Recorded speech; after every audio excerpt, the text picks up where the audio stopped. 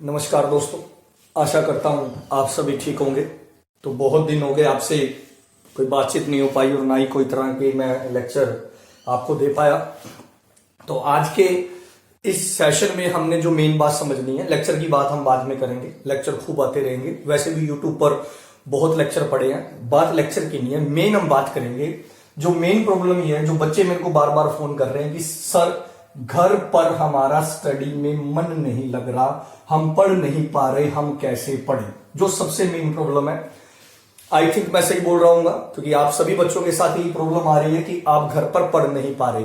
तो बेटा एक बात याद रखना जो मेरी है, एक ही बार बोलूंगा, दूसरी बार नहीं बोलूंगा। आलसी व्यक्ति का ना तो प्रेजेंट होता ना फ्यूचर। आलसी मनुष्य का ना तो वर्तमान है ना भविष्य है। माना मैंने देश में इस समय सबसे बड़ी समस्या है वो है कोरोना, और पूरा देश इसके खिलाफ एकजुट होकर लड़ रहा है और हमें भी उसमें सहयोग करना चाहिए। जैसे हमारे प्रधानमंत्री जी की गाइडलाइन है उसके अकॉर्डिंग ही हम चलेंगे। और प्लीज मैं यही कहूंगा, घरों से बाहर ना निकलिए, क्योंकि घरों में रहकर ही हम कोरोना को हरा सकते हैं। लेकिन उसके साथ साथ सबसे बड़ी एक प्रॉब्लम है कि स्टूडेंट्स घर पर पढ़ नहीं पा रहे और बिना पढ़ाई के हमारा कोई फ्यूचर नहीं है। अब पढ़ क्यों नहीं पा रहे, उसके कई कारण है बेटा। ध्यान से मेरे लेक्चर को सुनना, और अगर नहीं सुनना चाहते तो यहीं पर आप छोड़ दो, सुनना तो पूरा सुनना, आपकी जिंदगी बदल देगा ये लेक्चर। ये चीज आप ध्यान रखना। कारण ये बेटा, सुबह से शाम तक घर बैठे बैठे हमारे चारों तरफ कोरोना की बात हो रही है। Corona corona, news channel open करो तो कोरोना, मम्मी पापा के पास बैठो तो कोरोना, फेसबुक पर कोरोना, व्हाट्सएप पर कोरोना। मैंने माना बहुत गंभीर समस्या और हमें एकजुट होकर लड़ना पड़ेगा, लेकिन हो ये चुके कि कोरोना कोरोना सुनकर हमारे दिमाग में फोबिया भर चुका है। तो इसलिए बेटा मैं ये चाहूंगा कि इस कोरोना के अगेंस्ट लड़ो, लेकिन कम से कम बात करो कोरोना की। फेसबुक को कम से कम चलाओ, और फेसबुक पर कौन सी रिपोर्ट ना देखो, कोरोना की रिपोर्ट ना देखो। व्हाट्सएप पर किसी भी कोरोना से रिलेटेड आप जो है वो मैसेज ना पढ़ो, क्योंकि कुछ लोग फेक मैसेज जो है आगे फॉरवर्ड कर देते हैं। अब आपने देखा होगा बहुत सारी फेक न्यूज भी आ रही है कोरोना को लेकर। हालांकि देश में एक गंभीर समस्या है, घरों में रहिए, सुरक्षित रहिए। हमने इसके खिलाफ लड़ना भी है और साथ साथ अपने करियर को भी बनाना है। तो बेटा मैं एक आपसे रिक्वेस्ट करूंगा, सबसे पहले आप ना जो ये सारा दिन जो न्यूज चैनल चलते रहते हैं उन पर भी कोरोना कोरोना आता रहता है, उसे देखना बंद कर दो। आप बस शाम को एक ही न्यूज चैनल देखो, डीडी न्यूज। अगर आप न्यूज चैनल देखना चाहते हो, जो हमारा दूरदर्शन है उसके न्यूज देखो, पूरे दिन में एक बार देखो, शाम को आते हैं, बहुत अच्छे न्यूज आते हैं, पूरे आपको सरकारी आंकड़े मिलेंगे, पूरा डेटा मिलेगा। तो ये मेरी हाथ जोड़कर विनती है, और उस सारा दिन में कोरोना के फोबिया से बाहर आओ। आपको कोरोना का फोबिया हो चुका है, इतना डर कोरोना का नहीं है जितना डर डर के आप कोरोना से जी रहे हो। मतलब कोरोना खतरनाक है, लेकिन एक बहुत ज्यादा डर बन चुका है हमारे मन में। ठीक है, तो ये आप मेरी बात मानो, थोड़ा सा शाम को आप डीडी न्यूज पर चैनल देखा करो, न्यूज वगैरह देखा करो, और सारा दिन जो है कोरोना से संबंधित बातें कम किया करो और अपने घरों में रहो। जो सरकार ने गाइडलाइन दी है उनका पालन करो। अब हम आगे बढ़ते हैं बेटा, कि दिक्कत कहां आ रही है। दिक्कत ये आ रही है कि बेटा जब से लॉकडाउन हुआ है आपका पढ़ने का शेड्यूल बिगड़ चुका है। शेड्यूल बोले तो आपके अब पढ़ने की कोई टाइमिंग नहीं रही, कोई पढ़ने की टाइमिंग नहीं रही, कोई टाइम टेबल नहीं रहा। अगर आप पढ़ना चाहते हो तो मेरे कहे पर एक बात सुनो। सबसे पहले आप बेटा अपना एक टाइम टेबल बनाओ, वो आप कल से ही बनाओ। ठीक है, सबसे पहले क्या करना है कि जब आपने सुबह उठना है, तो सबसे पहले ये सेट करो कि टाइम आपने कितने बजे उठना है। अब इसका मतलब ये नहीं है कि आप दोपहर में 1 बजे का अलार्म लगा दो और हम तो 1 बजे उठेंगे। उठने की टाइमिंग बनाओ बेटा, आप सुबह 5 से 7 के बीच अगर आप नौकरी प्राप्त करना चाहते हो। मैंने माना ये समय जो है काफी समस्याओं से भरा हमारे देश के लिए, लेकिन स्टूडेंट के लिए एक मौका है। 24 के 24 घंटे आप फ्री हो, इस मौके को आप कैश करो ज्यादा से ज्यादा पढ़कर। ठीक है ना, तो ये आपके लिए पढ़ने का एक मौका है, और इसको जाने मत दो अपने हाथ से। जैसे मैं आपको बता दूं, जैसे कोरोना है, कोरोना से भी हमें कुछ सीखने को मिला है। मैंने कुछ न्यूज पढ़ी कि कोरोना से जो व्यक्ति सही हुए हैं, अगर वो थोड़ी सी गलती करते हैं तो कोरोना फिर से उन्हें हो जाता है, या हम थोड़ा सा कोई भी मिस्टेक करते हैं, सरकार की गाइडलाइनों से बाहर चलते, तो कोरोना एकदम उस व्यक्ति को पकड़ लेता है। मतलब कोरोना कहीं भी मौका नहीं छोड़ रहा बेटा। इसी तरह से हमने भी पढ़ने का कोई मौका नहीं छोड़ना। सबसे पहले तो एक बात याद रखनी है, पढ़ने का कोई मौका नहीं छोड़ना। घरों में रहना लेकिन पढ़ने का कोई मौका नहीं छोड़ना, याद रखना। हमें यह मौका मिल रहा है। तो सबसे पहले आप सुबह उठने की अपनी हैबिट बना लो कल से कि 5 से 7 के बीच में उठना है।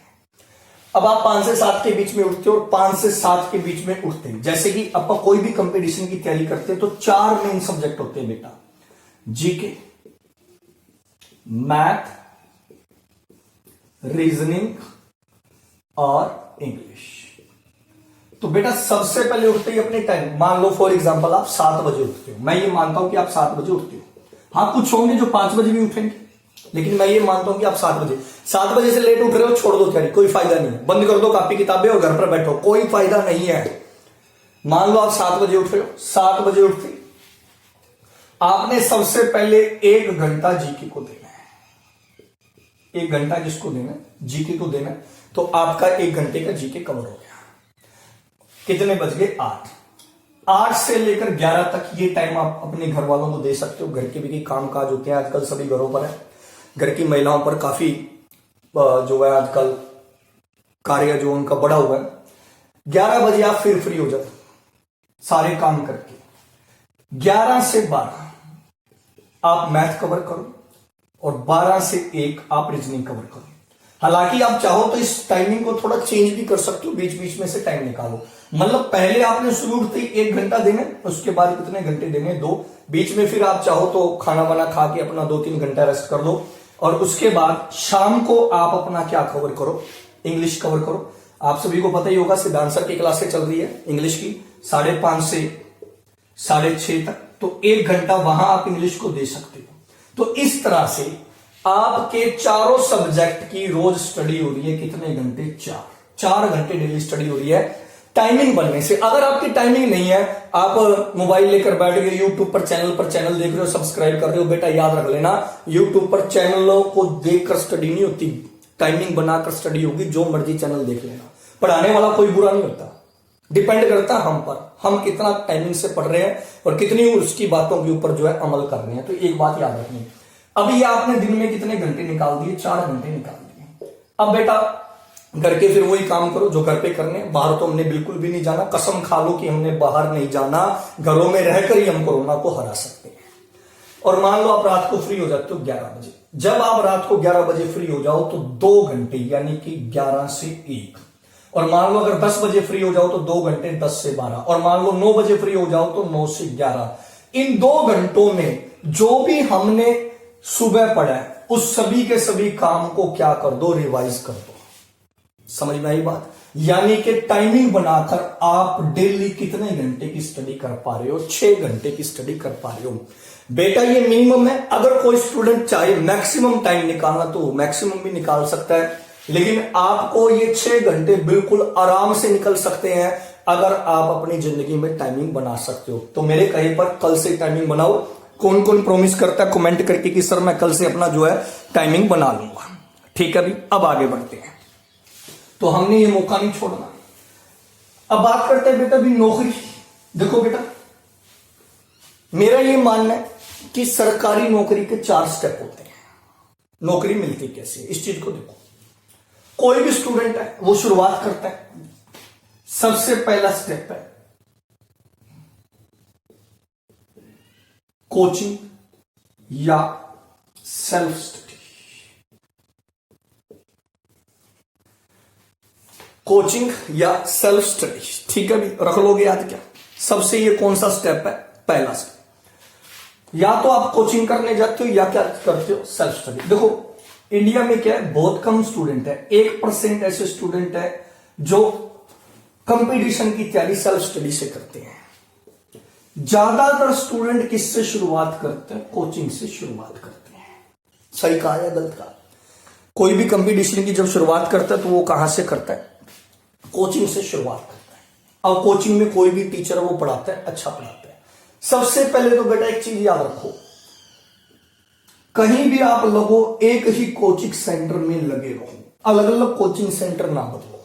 कोचिंग सेंटर बदलने से क्या होता है? एक तो आपका टाइम भी खराब होता है और एक आपका पैसा भी खराब होता है। लेकिन शर्त यह है कि जिस कोचिंग सेंटर में लगे हो, पढ़ाने वाला आपको दिल से पढ़ा रहा हो, ये नहीं कि वो पढ़ा बिल्कुल नहीं रहा और आप लगे रहो। अगर सामने वाला दिल से आपको पढ़ा रहा है, आप सेटिस्फाई हो, आपका सिलेक्शन नहीं हो पा रहा, तो बेटा मन डुलाने की जरूरत नहीं है, एक ही जगह टिके रहो। इससे आपका टाइम भी बचेगा और पैसा भी बचेगा। दूसरी बात, पढ़ाने वाला टीचर कैसा होना चाहिए? शिक्षक। कुछ बच्चे कहेंगे कि टीचर ऐसा होना चाहिए बस वो जो क्लास में करवा दे वो याद है। नहीं बेटा, मैं उसे टीचर नहीं मानता। बेटा टीचर वो होना चाहिए जो आपका किसी सब्जेक्ट में इंटरेस्ट पैदा कर दे, यानी कि रुचि। अगर आपको लाइफ में कोई ऐसा टीचर मिले ना कि जिसने आपकी किसी सब्जेक्ट में इंटरेस्ट पैदा कर दिया, यानी कि पढ़ने में रुचि पैदा कर दी, समझ लेना बेटा आप नौकरी लग गई। क्योंकि इंटरेस्ट जब आ गया ना आपको पढ़ाई में, आप नौकरी लग जाओगे, चाहे साल ठहर के लगो, चाहे 6 महीने ठहर के लगो। पढ़ाने वाला बहुत अच्छा तरीके से पढ़ा रहा है, लेकिन वो आपका क्या नहीं पैदा कर पा रहा? इंटरेस्ट। तो बेटा याद रखना, सिलेक्शन मुश्किल हो जाएगा। क्योंकि स्टडी को प्यार करना पड़ता है, और हम प्यार तभी करते हैं जब उसमें हमारा क्या होता है? इंटरेस्ट होता है। चाहे उस टीचर के पढ़ाए हुए में से एक चीज ना आए, मेरा ये मानना है, मैंने मेरी जिंदगी में ये रिजल्ट निकाला है। अगर उस टीचर ने आपका स्टडी में इंटरेस्ट पैदा कर दिया ना, तो वो टीचर भी अपना 100% दे रहा है और आपका सिलेक्शन भी 100% हो जाएगा। और अगर कोई टीचर कह रहा है भी ये ले जा मेरे नोट्स और पढ़ ले, तो इसका मतलब बेटा वो आपका स्टडी में इंटरेस्ट नहीं पैदा कर पा रहा। समझ में आ गई बात? क्या रख लोगे आप? तो भी यहां तक आती है कोचिंग। कोचिंग क्या है समझ में आ गया? जो विद्यार्थी का इंटरेस्ट पैदा कर दे वही टीचर है, मेरा ये मानना है। भी मान लो हिस्ट्री है, मैंने आपका हिस्ट्री में इंटरेस्ट पैदा कर दिया। अब जब आपका इंटरेस्ट पैदा हो गया तो आपका अपने आप मन करेगा पढ़ने को, अपने आप मन करेगा पढ़ने को। जब आपका अपने आप पढ़ने को मन कर रहा है तो नेचुरल सी बात है बेटा आपका सिलेक्शन होगा। मान लो मैं हिस्ट्री पढ़ा रहा हूं या कोई और सब्जेक्ट पढ़ा रहा हूं, मैं पढ़ा तो अच्छा रहा हूं लेकिन आपका इंटरेस्ट नहीं पैदा कर पा रहा, तो बेटा आप मजबूरी में क्लास में बैठोगे। क्लास में जाने के बाद आपका उस सब्जेक्ट में इंटरेस्ट नहीं, आप घर जाके बिल्कुल नहीं पढ़ोगे। आप समझे इस बात को? अब बच्चा कोचिंग करता, कोचिंग वगैरह कर लेते हैं 3 महीने की, 4 महीने की। देखो पहला स्टेप कोचिंग, फिर दूसरे स्टेप पर पहुंचते हैं। फिर बात आती है बेटा नोट्स की। ओहो बस पूछो ना, बच्चे नोट्स के पीछे ऐसे भागते हैं जैसे पूछो ना। दोस्त हैं, सहेलियां आपस में एक दूसरी एकेडमियों के नोट्स एक्सचेंज करेंगे, तो उस टीचर के नोट्स दे दे, तो इस टीचर के नोट दे दे। और मार्केट में एक चीज हो रहा है, जितनी बड़ी एकेडमी होगी उसके नोट्स उतने बढ़िया होंगे, ये वो। बेटा एक चीज याद रखना, मैंने तो जिंदगी में एक ही चीज सीखी है, हमारी फौज से, मैंने इंडियन आर्मी से एक ही चीज सीखी है। कहावत है कब बेटा, जो तलवार खुद की बनाई हो ना, विश्वास उसी पर रखना। कुछ समझ में आई बात? जो नोट्स खुद के बनाए हो ना उसी पर विश्वास रखना, किसी और के बनाए हुए नोट्स पर विश्वास मत रखना। ये मैं क्यों बोल रहा हूं? भी कई बार बच्चे कहते भी फलाने टीचर के नोट्स पढ़ ले, इसमें मैं अपने आप को भी इंक्लूड कर रहा हूं, मैं किसी की बात नहीं कर रहा। फलाने टीचर के नोट्स पढ़ ले, इसमें से सब कुछ आएगा। फलानी एकेडमी के नोट्स पढ़ ले, उसमें से सब कुछ आएगा। बेटा एक बात बता, अगर उस टीचर के नोट्स में से सब कुछ आएगा, फिर एक बार बताओ उस टीचर के पढ़ाए हुए सारे बच्चे क्यों नहीं लगे? कुछ समझ में आई बात? क्या उस टीचर के पढ़ाए हुए सारे बच्चे क्यों नहीं लगे? भाई कोई टीचर कहता है, मान लो पेपर आया, बच्चे पूछते सर क्या पढ़े, और उसमें मैं अपने आप को भी इंक्लूड कर रहा हूं, और टीचर कहता बस कुछ नहीं पढ़ना, मेरे बनाए हुए नोट्स पढ़ लो, पेपर आ जाएगा। तो एक बात बताओ बेटा, फिर उसी एकेडमी के सारे बच्चे लगने चाहिए, फिर बाकी एकेडमी के? इस तरह से तो बेटा मेरी एकेडमी के तो बच्चे कभी लग ही नहीं पाते। तो डिपेंड, याद रखना, नोट्स खुद ही बनाना, अपनी बनाई हुई तलवार पर ही विश्वास करना, किसी और बनाई के तलवार पर विश्वास कभी मत करना। ये बात याद रखना। अब भी कई बच्चे पूछेंगे नोट्स कैसे बनाए? बेटा नोट इसलिए कह रहा हूं, देखो बच्चों, मेरे पास बहुत नोट्स पड़े हैं, बहुत पीडीएफ पड़े हैं। आप मेरे व्हाट्सएप नंबर पर मैसेज डाल देना, मैं आपको हजारों पीडीएफ दे दूंगा, किसी काम के नहीं है। जिस मर्जी एकेडमी के ले लेना, बड़ी से बड़ी एकेडमी के, एकेडमी बड़ी या छोटी या जो भी, उससे नहीं, नोट्स आपको खुद ही बनाने पड़ेंगे। याद रखना, मैं ये भी नहीं कहता मेरी एकेडमी के नोट्स आप लो, खुद बनाओ, खुद मेहनत करो, फिर नजारा देखना, एक एक चीज आपको याद रहेगी। मैं इसलिए बोल रहा हूं बच्चों, कुछ मैंने एकेडमी के नोट्स देखे 5-5 साल से वही नोट्स चल रहे हैं, एक लाइन तक चेंज नहीं की, एक लाइन तक। तो ये नोट्स वोट्स के चक्करों से बाहर आ जाओ। नोट्स बनाने तो खुद बनाओ, किसी के बनाए हुए नोट्स पर डिपेंड मत रहो भी टीचर ने ही नोट्स दे दी उसमें मैं मेरी बात भी कर रहा हूं, मेरी खुद की बात भी कर रहा हूं। ना ना ना ना बेटा, टीचर भी तो कहां से आए, टीचर भी तो नेट से उठा के आया ना। टीचर आया नेट से, 50 क्वेश्चन की एक शीट उठाई, आपको दे दी, करवा दी, सोल्व करवा दी, बात खत्म। तो भाई नेट से तुम खुद ही पढ़ लो फिर। तो बेटा मेन टीचर वही है जो आपका इंटरेस्ट पैदा कर दे, वो टीचर है, ठीक है। और नोट्स खुद को बनाओ। खुद कैसे बनाओ, ध्यान रखना, अब ध्यान से सुनना इस बात को। मान लो आप मैथ पढ़ रहे हो या फिर जीके पढ़ रहे हो, नोट्स बनाना सीख लो, कैसे नोट्स बनेंगे। मान लो कोई भी टीचर पढ़ा रहा है, उसने मैथ का टॉपिक पढ़ा दिया एवरेज। अब देखो आपको पता है कि क्लास में जो टीचर होता है वो मैथ का कोई भी टीचर है, वो 50 से क्वेश्चन करवाता है कोई भी टॉपिक को, और 50 क्वेश्चन के बाद 100 क्वेश्चन आपको घर के लिए दे देता है, यानी कि 150 क्वेश्चन। आपको लगता है कि 150 क्वेश्चन में एवरेज का टॉपिक कवर हो गया? नहीं बेटा, बस ये कह दो कि एवरेज के टॉपिक में आपका क्या पैदा हो गया, इंटरेस्ट। टॉपिक नहीं कवर हुआ। अब करना क्या कि जब आप वो कॉपी के ऊपर 150 क्वेश्चन बना लो, यानी कि 50 क्वेश्चन जो क्लास में करवाए और 100 क्वेश्चन की जो शीट है, उसके बाद आप क्या करो बेटा, उसके बाद आप 5-6 पेज छोड़ दो, 5-6 पेज क्या कर दो, छोड़ दो, और अलग अलग बुक से या नेट से एवरेज के और क्वेश्चन देखो, और क्वेश्चन देखो आप। तो क्लास में टीचर वही करवाता है जिस पर ट्रिक लगती है, सीधी सी बात है, चाहे वो मैम, चाहे कोई भी है, चाहे वो जीके है, चाहे वो मैथ है, चाहे रीजनिंग है। आप टीचर के पढ़ाई के अलावा और नोट्स देखो, और क्वेश्चन देखो, फिर उन क्वेश्चनों को सोल्व करके देखो।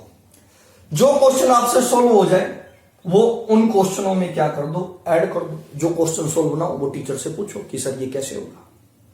इसी तरह से आप जीके में देखो, जीके में करो। मान लो मैंने आपको जीके में पढ़ा दिया पृथ्वीराज चौहान, अब मैंने चौहान की सारी मेन बातें बता दी, आपने नोट्स बना लिए। उसके बाद आप क्या करो, कॉपी के कितने पेज छोड़ दो, 5-6 पेज छोड़ दो। 5-6 पेज छोड़ने के बाद आप कुछ और चीजें पढ़ो, और फैक्ट्स पढ़ो पृथ्वीराज चौहान से रिलेटेड, और उसको उसमें क्या कर दो, ऐड कर दो। और जो समझ में ना आए वो किससे पूछो, टीचर से पूछो। समझ में आई बेटा? ये नोट्स बनाकर देखना और पढ़ के देखना, आनंद आएगा। अब बेटा मैं आपको रियलिटी बताता हूं, 99% स्टूडेंट इन 2 चीजों में उलझ के रह जाता है, कोचिंग और नोट्स। तीसरी मंजिल पर तो पहुंचता ही नहीं। आप बता दो बेटा तीसरी मंजिल कौन सी है, और ईमानदारी से कमेंट करके बताना आप में से कौन कौन इन 2 चीजों में उलझ के रह गया। Coaching notes, coaching notes, coaching notes, इससे आगे भी है। और मान लो जिनका सिलेक्शन हो भी गया बेटा, 3 से 4 साल में कोई विद्यार्थी और पढ़ पढ़ के सिलेक्शन करवा लिया क्लर्क में, बड़ा खुश है क्लर्क में सिलेक्शन होगा। कितने साल लगाए, 3 साल लगाए, 4 साल। अरे एक बार बता, 3-4 साल लगा के तू क्लर्क लगाए, कभी दुनिया में मत्था मार के देख, 3-4 साल में लोग मेहनत करके आईएएस बन गए। उसका मेन कारण ये है कि वो 2 चीज से बाहर निकल ही नहीं पाया, ना तो वो कोचिंग से बाहर निकल पाया, ना वो नोट से बाहर निकल पाया। क्यों? क्योंकि उसे तीसरी चीज के प्रति गाइड ही नहीं किया, उसे बताया नहीं गया कि इसका अगला स्टेप क्या है। बेटा जब आप कोचिंग कर लो और अपने खुद के क्या बना लो, नोट्स बना लो, खुद के क्या बना लो, नोट्स, तो तीसरे नंबर पर आती है बेटा गाइड। तीसरे नंबर पर क्या आती है, गाइड प्लस बुक्स। फिर आप ये पढ़ना शुरू करो, इनसे जितना जल्दी हो सके बाहर निकलो। और ये आप तभी पढ़ पाओगे, गाइड और बुक्स आप तभी पढ़ पाओगे जब कोचिंग वाले टीचर ने आपका क्या पैदा कर दिया, इंटरेस्ट। अगर इंटरेस्ट नहीं पैदा किया तो इन्हीं 2 चीजों में उलझ के रह जाओगे। ये बात आप याद रखना मेरी, ठीक है भी। अब मैं कहूंगी गाइड्स और बुक्स की क्या जरूरत है, हम तो नोट्स ही पढ़। बेटा याद रखना कंपटीशन बड़ा हार्ड है। अब देखो रेलवे का जो एनटीपीसी है उसमें कुछ हजार नौकरी है, मैं मान लेता हूं 10,000 नौकरी है, लेकिन पेपर जो है वो 2 करोड़ से ज्यादा, मतलब 2 करोड़ से ज्यादा लोगों ने फॉर्म भरा है। तो एक बात दिमाग में फिट रख लेना, पेपर आपको फेल करने के लिए लिया जाएगा, ना कि पास करने के लिए।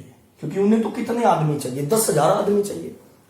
इसलिए वो ज्यादा से ज्यादा क्या करेंगे, पेपर फेल करवाएंगे। यानी कि ये ना सोच लेना कि पेपर कोचिंग और नोट्स में से आ जाएगा। कुछ समझ में आई बात। और जो बच्चे कोचिंग और नोट्स पर डिपेंड है, इसीलिए उन्हें सिलेक्शन में कितने साल लग रहे हैं, 3 से 4 साल लग रहे हैं। और जिस बच्चे को समझ में आएगी गाइड और बुक की भी, और गाइड और बुक कब काम आएंगी, जब आपका क्या पैदा होगा, इंटरेस्ट, फिर आपका सिलेक्शन 6 महीने से 1 साल में भी हो जाएगा। क्योंकि जब आपका स्टडी में क्या होने लगा, इंटरेस्ट की, मैंने पढ़ना है, मैंने पढ़ना है, मैंने पढ़ना है। और याद रखना, पेपर आपको फेल करने के लिए लिया जाएगा, ना कि पास करने के लिए लिया जाएगा। क्योंकि जरूरत आपको नौकरी की है, उनको जरूरत नहीं है। उनके पास तो ऑलरेडी 2 करोड़ से ज्यादा लोग एप्लीकेशन दे चुके हैं। समझ में आ गई बात क्या। अब देखो भी गाइड और बुक क्या होती है।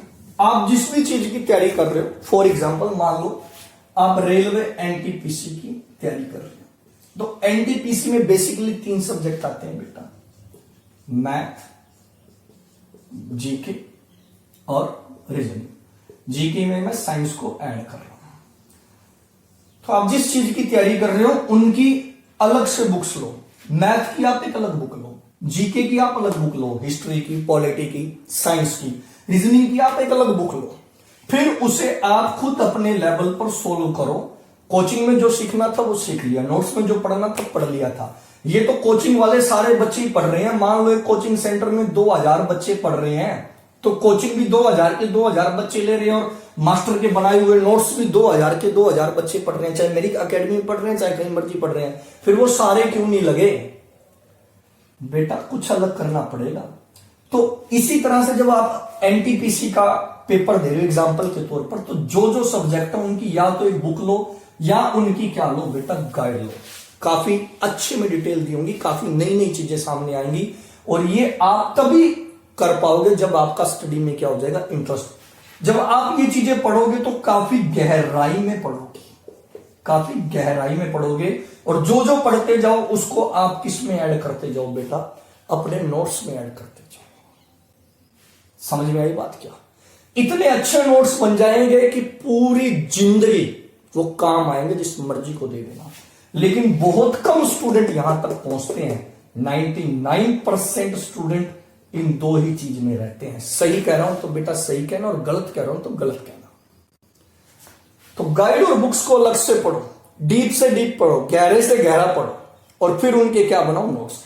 इसी दौरान क्या होता है बेटा, इसी दौरान हम कई लोगों से राय भी लेते हैं, सलाह मशवरा भी करते हैं। जैसे कि जो सिलेक्शन हो गया उससे हम ज्यादा सलाह मशवरा करते हैं, भी कैसे लगे, क्यों लगे। और बेटा जब उनसे सलाह मशवरा करते हो ना, तो मैंने ये देखा 90% बातें तो वो आपको झूठी ही बताते हैं, बताएंगे 90%। तो मैं तो 3-4 घंटे पढ़ता था, मैं तो 5 घंटे पढ़ता था, मेरा तो हो गया सिलेक्शन। और कुछ मैंने जैसे कि किताबें क्रोनोलॉजी में कई बार पढ़ता हूं, या जो और करंट अफेयर की बुक्स आती हैं उनमें कई बार मैं देखता हूं कि आईएएस के इंटरव्यू आए हुए होते हैं, और मेरे को बड़ा अजीब लगता है। और भाई तू आईएएस लग गया, अच्छी बात है। उसमें लिखा होता है मैं रोज 6 से 8 घंटे पढ़ता था और मेरा सिलेक्शन हो गया। अरे भैया तू क्यों झूठ बोल रहा है, 6 से 8 घंटे पढ़ रहा था। अरे आईएएस लगना है भाई, 18 से 20 घंटे पढ़ रहा था, सीधा सीधा बताना। लगने के बाद क्यों बता रहा है कि 6 से 8 घंटे पढ़ रहा था। अभी एक इंटरव्यू आया था आईएएस, वो लगा उसने, लोग आपको आदर्श मानते और आप झूठ बोल रहे हो। वो एक था कि मेरा सिलेक्शन आईएएस में मेरी गर्लफ्रेंड की वजह से हुआ। अरे बेटा ऐसा कुछ नहीं है यार, कहीं ऐसा मोटिवेशन ना ले लेना। वो ऐसी किताबों को पढ़ के एक आईएएस ने कहा कि मेरा सिलेक्शन एक गर्लफ्रेंड की वजह से हुआ। तो मैं फिर कह रहा हूं 90% ना ऐसे फेंक देते हैं। उन 10% की सही में सुनना, जो सही स्ट्रगल बताएंगे। कोई गर्लफ्रेंड की वजह से सिलेक्शन नहीं हुआ, और मुझे तो उनके इंटरव्यू देने वाले पर भी थोड़ा सा वो अजीब लग रहा है कि लोग आपको आदर्श मानते हैं और आप ऐसी बात बता रहे हो कि लोग उधर मोटिवेट हो। तो प्लीज इन चीजों से दूर रहना। और जो चीज मैंने बताई है, कोचिंग या सेल्फ स्टडी, उसके बाद खुद के बनाए हुए नोट्स, उसके बाद गाइड्स या बुक, जब ये अच्छी तरह से आप पढ़ लो, फिर आपकी मंजिल आएगी किसकी बेटा, जॉब की। मेरे को कमेंट करके बताना कौन कौन आप में से तैयारी करने वाला तीसरी मंजिल पर पहुंच चुका है। प्लीज कमेंट करके बताना कौन कौन तीसरी मंजिल पर पहुंच चुका है। मैं गारंटी से कह सकता हूं कि 90% से ज्यादा बच्चे 2 ही मंजिल के ऊपर अड़े हुए हैं। ठीक है, एक और चीज याद रखना, मैं कहता हूं यूट्यूब से पढ़ो, पर याद रखना बेटा यूट्यूब से क्या करते हो, यूट्यूब पर तुम चैनल देखते रहते हो, सब्सक्राइब करते रहते हो, चैनल ज्यादा सब्सक्राइब करते हो, पढ़ते कम हो। बेटा यूट्यूब से आपने तभी पढ़ना है, क्योंकि अब इन दिनों में ऑफलाइन क्लासेस तो मिल नहीं रही हैं, आप कोचिंग सेंटर तो आ नहीं रहे हो, घर बैठ के पढ़ोगे। यूट्यूब से आपने तभी पढ़ना है जब आप कोई क्वेश्चन सोल्व कर रहे हो और आपको समझ में नहीं आ रहा, तब आप वो क्वेश्चन यूट्यूब से देख सकते हो। नहीं तो सारा दिन यूट्यूब चला के मत बैठो, उसमें हम पढ़ते कम है और अनाप शनाप चीजें देखने को ज्यादा लगे रहते हैं। कुछ समझ में आई बात क्या? और खुद के नोट्स बनाओ, खुद पर विश्वास रखो, खुद की बनाई हुई तलवार काम आएगी जिंदगी के अंदर। याद रखना, इंसान चाहे कुछ भी कर सकता है। जब आप ये 3 चीज कर लो बेटा, याद रखना नौकरी तुम्हारे हाथ में।